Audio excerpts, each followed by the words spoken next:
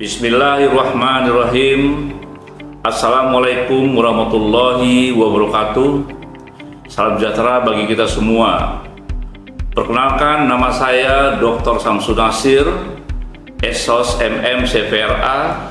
Saya merupakan salah satu dosen dari Universitas Pertahanan Republik Indonesia, Fakultas Keamanan Nasional. Sebagai seorang dosen, saya mempunyai kewajiban dan kontribusi dalam pelaksanaan pengembangan Tridharma perguruan tinggi yang meliputi pengajaran, penelitian, dan publikasi karya ilmiah serta pengabdian kepada masyarakat. Filsafat Ilmu Pertahanan merupakan mata kuliah yang dilaksanakan pada semester 1. Bobot mata kuliah Filsafat Ilmu Pertahanan ada 2 SKS, di mana dalam rencana pembelajaran semester atau RPS dibagi menjadi 16 kali pertemuan dengan rincian 14 kali materi dan 2 kali pertemuan yang terdiri dari UTS serta UAS. Untuk metode pembelajaran, saya menggunakan metode DIA, yaitu Delivery, Interaction, and Assessment. Capaian pembelajaran mata kuliah atau CPMK pada mata kuliah ini adalah mahasiswa mampu bekerjasama dalam tim. Kedua, mahasiswa mampu berkomunikasi baik lisan maupun tertulis. Ketiga, mahasiswa mampu melakukan presentasi. Mata kuliah ini bertujuan supaya mahasiswa memiliki pengetahuan dan keterampilan terkait filsafat ilmu dalam bidang strategi pengelolaan pertahanan negara. Pembelajaran selama 1 semester akan membahas mengenai sejarah dan teori perkembangan filsafat pertahanan negara, pengelolaan hubungan antar negara, identifikasi masalah melalui analisis konsep dan teori, kebijakan bidang pertahanan, politik keamanan regional dan internasional. Proses pembelajaran akan dilaksanakan dengan menerapkan pendekatan student-centered learning.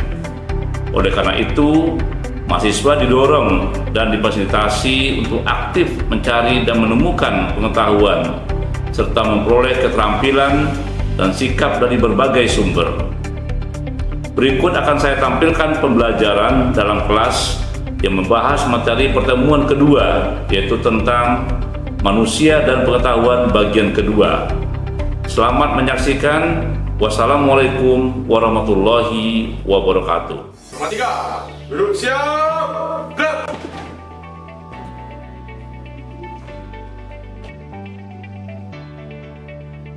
Lapor, Kode Informatika Kor 5, jumlah 31, lengkap. Selanjutnya siap menerima pembelajaran.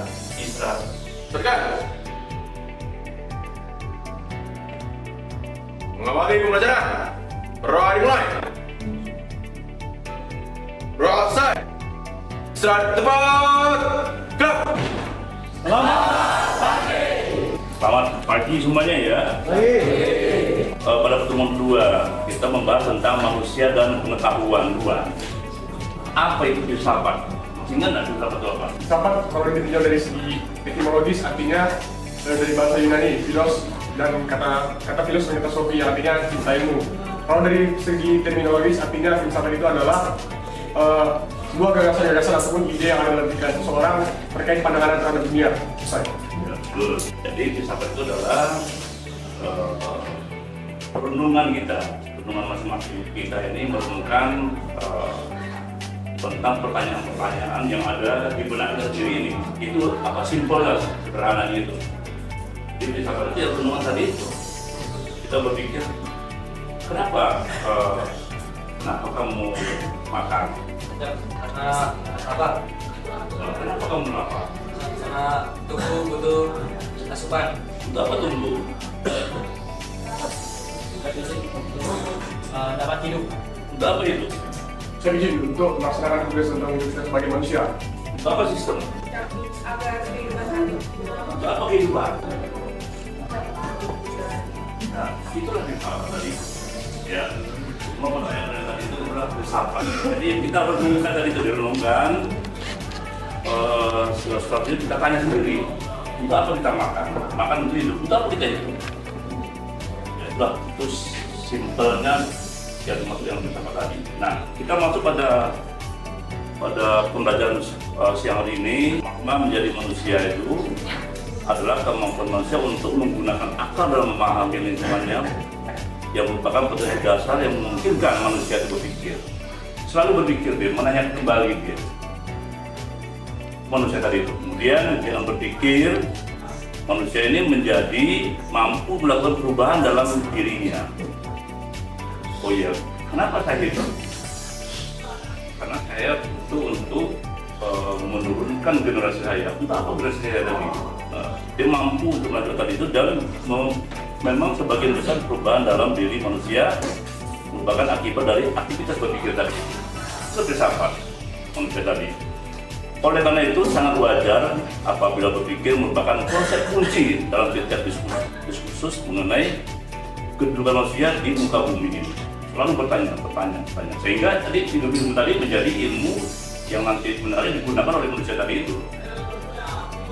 Yang berpikir ada tingkatannya, filosofinya yang biasa saja, tidak filosofi sampai tertinggi itu adalah yang filosofi. Sehingga kita menciptakan ilmu-ilmu tadi itu. Berpikir juga memberikan kemungkinan manusia untuk memperoleh pengetahuan. Dengan kita berpikir tadi itu, akhirnya kita memperoleh pengetahuan. Itu apa hidup? Sebenarnya kan, hidup itu adalah untuk melanjutkan generasi. Bagaimana kita menciptakan generasi tadi itu? Nanti timbullah ilmu baru dalam kita menciptakan generasi baru seperti itu. Nah, dalam berpikir, manusia mampu mengolah pengetahuannya. Betul nggak?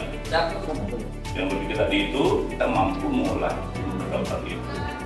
Sehingga dari pola kita berpikir tadi ini, kita menciptakan ilmu-ilmu baru tadi itu. Kemudian dengan pengetahuan manusia mengajarkan, dengan berpikir manusia mengembangkan ilmu-ilmu yang mereka peroleh tadi itu. Sehingga terjadilah ilmu-ilmu yang diciptakan hari ini. Mulai zaman nenek dulu itu, 600 tahun lalu itu kita sudah belajar tentang filsafat ilmu tadi. Jadi gampangnya tadi filsafat ilmu itu adalah kita merenungkan saja sampai terciptanya misalnya terbang tadi itu, karena berpikir tadi itu. Kenapa burung bisa terbang ya? Manusia bisa terbang nggak? Nah, ciptakan manusia bisa terbang menggunakan parasut misalnya dari jenis pertahanan tadi itu. Sehingga tentara tadi itu dia menciptakan manusia yang bisa terbang tadi menggunakan alat tadi itu, menggunakan pesawat misalnya. Jadi dari berpikir dasar tadi lah terciptanya ilmu baru dari teman-teman tadi. Kemudian kemampuan untuk berubah dan perubahan terjadi pada manusia merupakan makna pokok yang terkandung dalam kegiatan berpikir dan berpengetahuan. Dengan kemampuan berpikir, manusia dapat berkembang lebih jauh dibanding makhluk lain. Kita sedang mempelajari perbedaan manusia dengan hewan tadi itu. Beda dari kita dengan hewan, kita bisa mempunyai akal tadi berpikir yang lebih jauh ke depan tadi itu. Kemudian dalam konteks perbandingan dengan dengan bagian-bagian alam lainnya, para ahli telah banyak mengkaji perbedaan antara manusia dengan makhluk tadi. Berbeda kita sudah. Ya, kita punya akal tadi itu. Ini adalah renungan-renungan tadi itu. Akhirnya muncullah ilmu-ilmu tadi ini dari pengetahuan tadi ini. Apa bedanya pengetahuan dengan ilmu pengetahuan?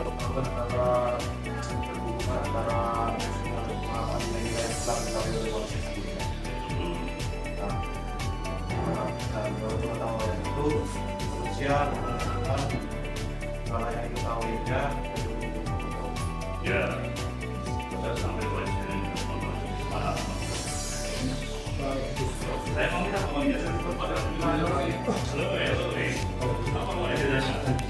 apa bedanya pengetahuan dengan ilmu pengetahuan? Saya dan knowledge apa sih?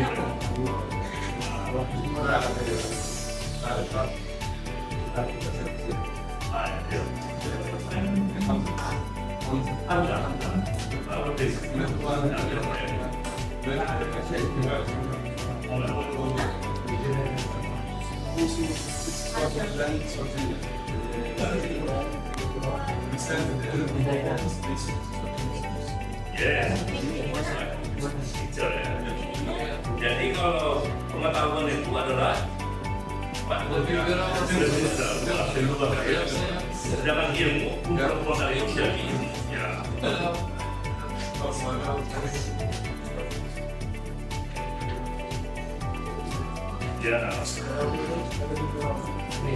Yes. Yeah. Bisa kamu simpulkan apa bedanya pengetahuan dengan ilmu pengetahuan? Coba kamu, Mas. Ya. Nih, ini gambar. Ya. Ini adalah pengetahuan.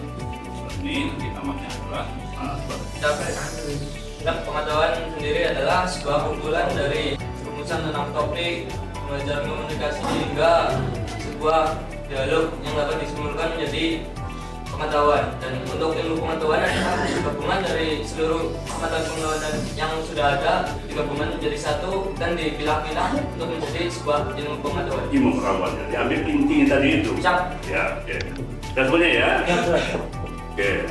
Nah, pada pagi hari ini kita berharap para mahasiswa nanti mampu mengenai makna pengetahuan. Bersama tadi ya, maknanya apa ya? Kita mengetahui dan memahami perbedaan pengetahuan dengan ilmu pengetahuan. Ini knowledge tadi, pengetahuan tadi. Nah, dari pengetahuan tadi dikumpulkan semuanya ini jadi lebih luas pengetahuannya dari Palestina, dari bagus itu. Jadi kalau pengetahuannya lebih luas daripada ilmu pengetahuan. Karena ilmu pengetahuan tadi adalah kumpulan dari pengetahuan tadi itu. Jadi itu ilmu kecil yang kita ambil. Misalnya tadi kita belajar tentang ilmu filsafat yang lagi tadi. Pengetahuan yang diperoleh dapat dijadikan sebagai fondasi penting dalam melakukan perubahan dan peningkatan kehidupan yang lebih baik. Dengan pengetahuan ini kita dapat merubah hidup kita. Ya, tadi teman-teman kita dari Palestina di sana mungkin belum sempat belajar, karena dengan ilmu pengetahuannya dia diseleksi di sana atau dipindahkan kembali ke Indonesia untuk menambah ilmu pengetahuannya. Itu dengan pemikiran tadi. Sehingga teman-teman kita yang 6 orang, berapa orang? 20 orang ya dari Palestina ya? 22. Akhirnya belajar di sini bersama teman-teman ini menambah ilmu. Ada nggak yang didapat ilmu di sini oleh kamu? Ya. Ilmu apa yang didapat di sini selama 3 minggu ini? Ya.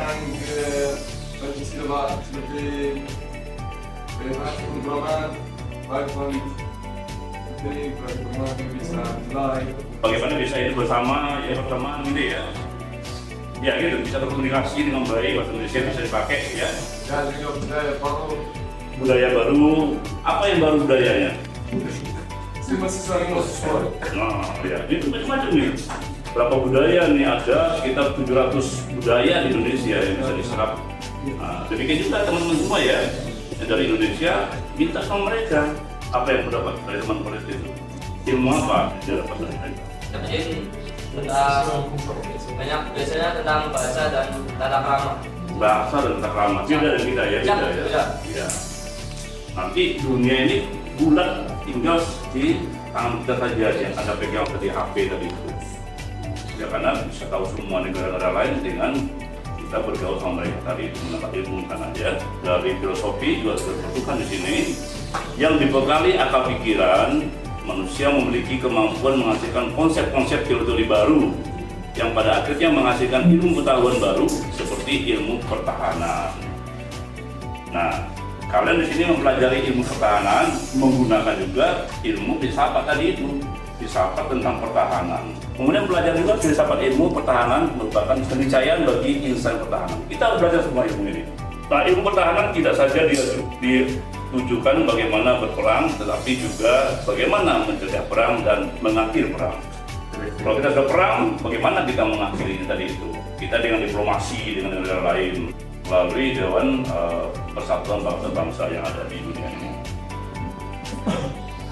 Kemudian berpikir mensyaratkan adanya pengetahuan, knowledge atau sesuatu yang diketahui agar mencapai pengetahuan baru lainnya dapat berproses dengan benar. Ya, tapi yang salah dengan kita berpengetahuan tadi kita bisa menjadi benar.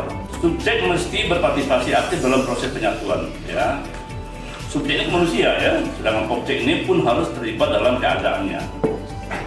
Ruangan ini adalah objek, subjek Anda semua. Anda berada dalam objek yang ada di sini, ruangan ini. Ya. Nah, subjek merupakan suatu realitas dan demikian juga objek. Keduanya berproses dalam suatu interaksi partisipatif. Selalu dia berdampingan antara subjek dan objek.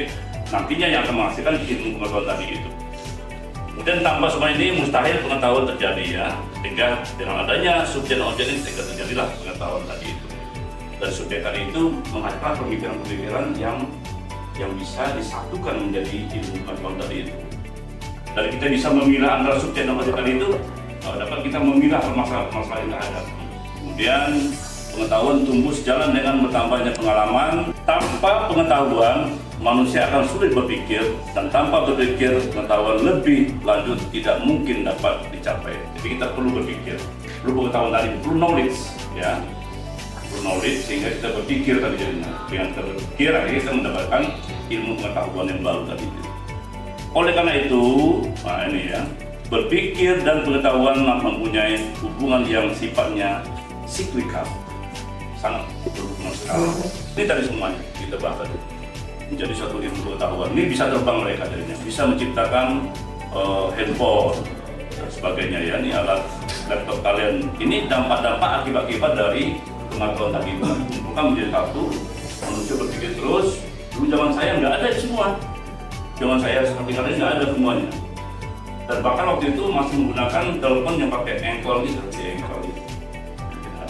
Kabel, karena pakai kabel, tinggal wayar saja kan bisa kan. Ini adalah berpikir dan pengetahuan.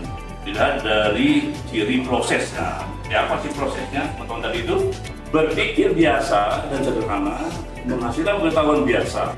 Kemudian berpikir sistematis, faktual tentang objek tertentu, menghasilkan pengetahuan ilmiah. Kemudian berpikir radikal tentang hakikat sesuatu, menghasilkan pengetahuan filosofis. Karena kita pengertian berpikir. Berpikir adalah berkembangnya ide dan konsep di dalam diri seseorang. Perkembangan ide dan konsep ini berlangsung melalui proses penjalinan hubungan antara bagian-bagian informasi yang tersimpan di dalam diri seseorang yang berupa pengertian-pengertian. Dia sudah menyimpan di dalam diri sendiri itu. Seperti apa ya kalau saya menulis ini ya? Oh iya, saya ambil poin-poinnya saja. Kita berpikir tadi. Nah ini tingkatan tadi, ya. Dari berpikir sederhana, pengetahuan biasa, ini seperti kita anak kecil lah, bayi itu ya. Kemudian kita berpikir sistematis. Ini para mahasiswa kan lagi menulis ini, belajar membuat karangan-karangan. Nanti membuat itu ya tugas akhir ya. Kemudian berpikir radikal lah, tingkat paling atas tadi itu, ya pengetahuan filosofis tadi itu. Kemudian pengetahuan dengan ilmu pengetahuan. Pengetahuan itu adalah knowledge, dapat dibedakan dengan ilmu pengetahuan atau science ya. Kemudian ilmu pengetahuan bukanlah hasil dari kesimpulan logis berdasarkan pengamatan semata, namun haruslah merupakan kerangka konseptual atau teori yang beri tempat bagi pengkajian dan pengujian secara kritis oleh ahli-ahli lainnya dalam bidang yang sama. Dikaji oleh ahli-ahli tadi itu. Ya itulah ilmu pengetahuan. Dari kumpulan tadi itu dikaji oleh ahli-ahli ini menjadilah namanya ilmu pengetahuan. Dengan demikian, hasil pengkajian dan pengujian tersebut diterima secara universal. Jadi ilmu tadi itu, ilmu kita berperan, ilmu kita memperkenalkan diri, ya, ilmu kita belajar. Kemudian terdapat adanya kesepakatan di antara para ahli terhadap kerangka konseptual yang telah dikaji dan diuji secara kritis atau telah dilakukan penelitian atau percobaan terhadap kerangka konseptual tersebut. Itulah ilmu. Jelas semuanya? Jelas. Pandangan yang bersifat statis ekstrim menyatakan bahwa ilmu pengetahuan merupakan cara menjelaskan alam semesta di mana kita hidup. Berarti ilmu pengetahuan dianggap sebagai pabrik pengetahuan tadi itu. Betul? Betul. Nah, pabriknya itu dikumpulkan menjadi dia ilmu pengetahuan. Pabrik itu dia. Kemudian ilmu merupakan kata yang berasal dari bahasa Arab. Ini dari Palestina tahu nih. Masdar dari alima. Apa itu? Alima, ya, alima ilmu ya. Yaslamu yang berarti tahu atau mengetahui. Sementara itu secara istilah ya.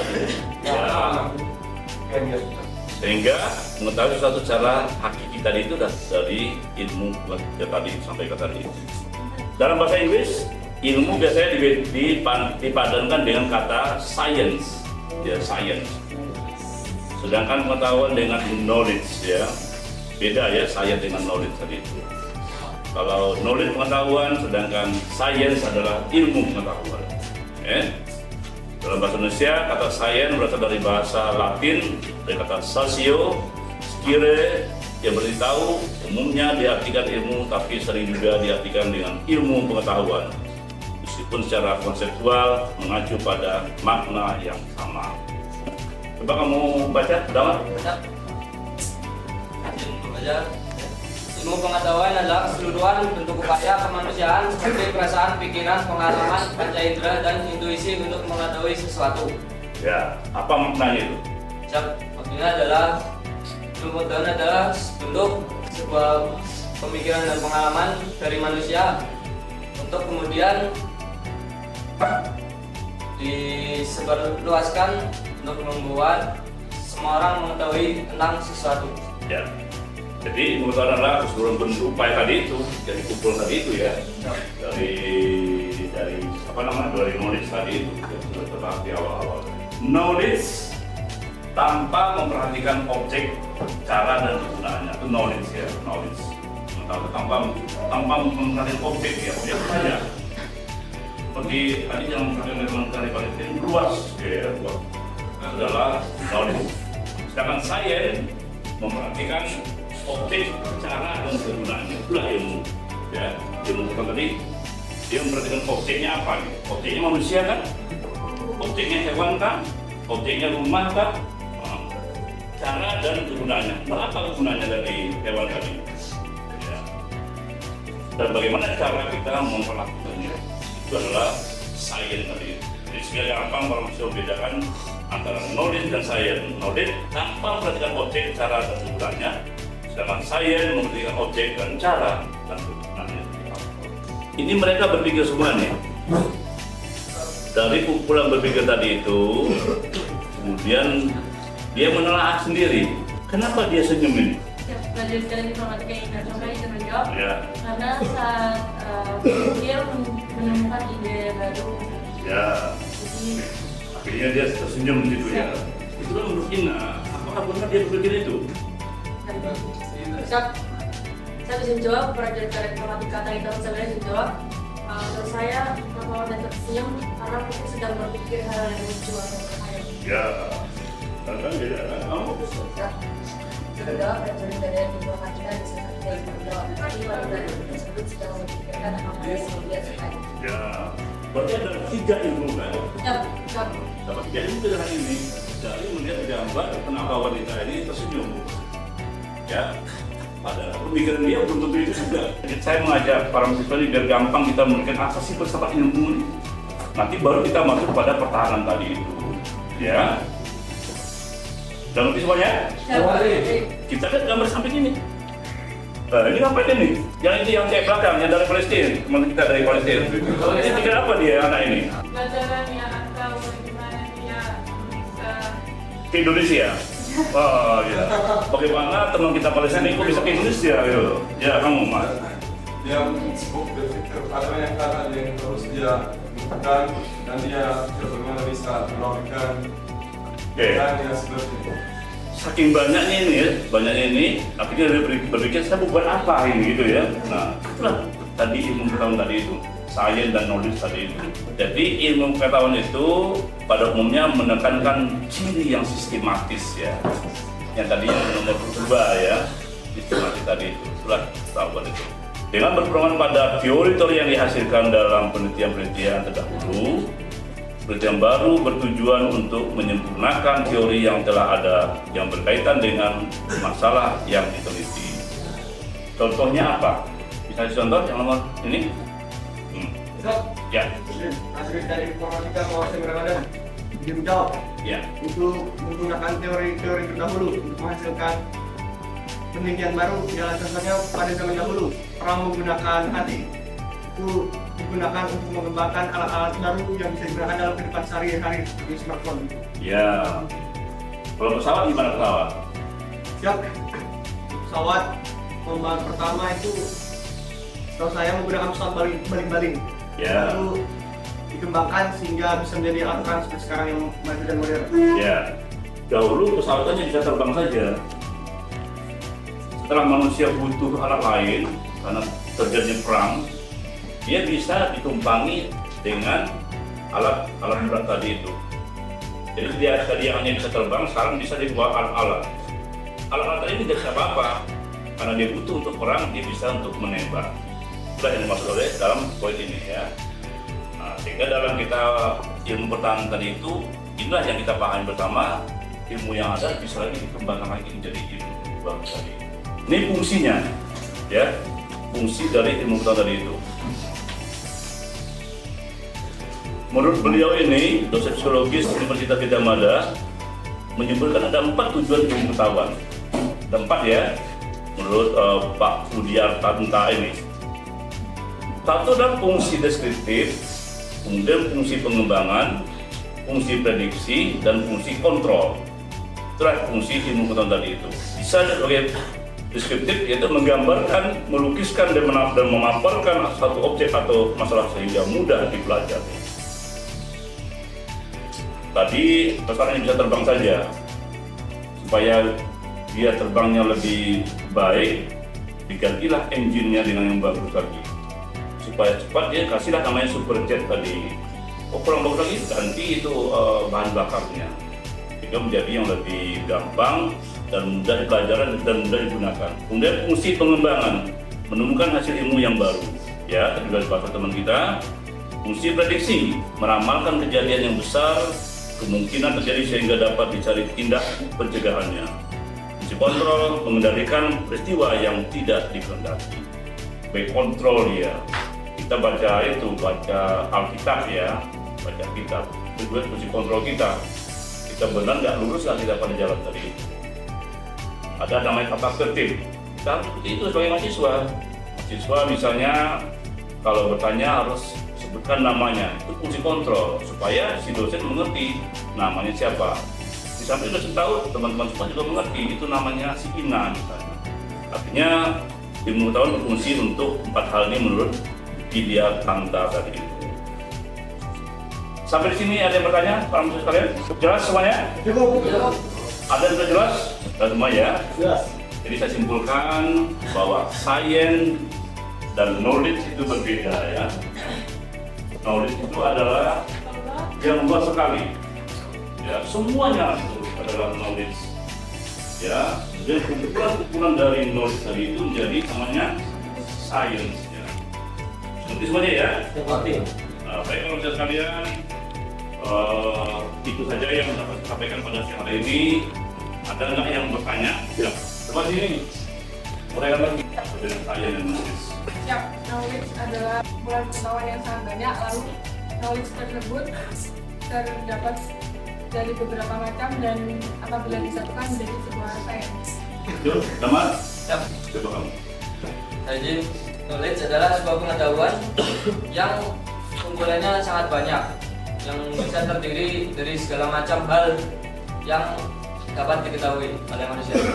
Lalu dari hal-hal tersebut kemudian dapat dicirikan lagi menjadi hal yang merinci kepada suatu ilmu pengetahuan. Ya, oke. Proses berpikir dan pengetahuan apabila dari cirinya dapat dibagi ke dalam 3 jenis. Sebutkan ketiga ciri tersebut. Apa kira-kira? Ya. Ada informasikan dari Pak Budi menjawab untuk 3 ciri tersebut adalah yang pertama, untuk berpikir secara biasa dan sederhana itu dapat menghasilkan sebuah pengetahuan biasa atau eksistensial. Kemudian yang kedua, untuk berpikir secara sistematis dan faktual tentang suatu objek itu dapat menghasilkan suatu pengetahuan ilmiah. Kemudian yang ketiga, berpikir secara radikal tentang hakikat akan sesuatu dapat menghasilkan suatu pengetahuan yang filosofis atau dari berbagai filsafat. Contoh nomor 2. Yang kedua itu contohnya kita memahami bagaimana cara kerja makanan diproses dalam tubuh kita. Oke, contoh nomor 1. Ceknya? Ya, ini nggak seperti bagaimana kita makan yang dalam keseharian, bagaimana kita berpikir. Ya, oke. Itu saja. Terima kasih. Informatika, duduk, siap, gerak.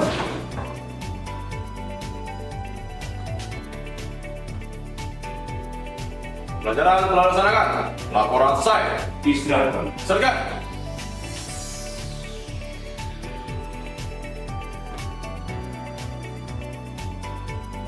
Mengakhiri pembelajaran. Berdoa dimulai. Berdoa selesai. Istirahat cepat. Gerak. Zero.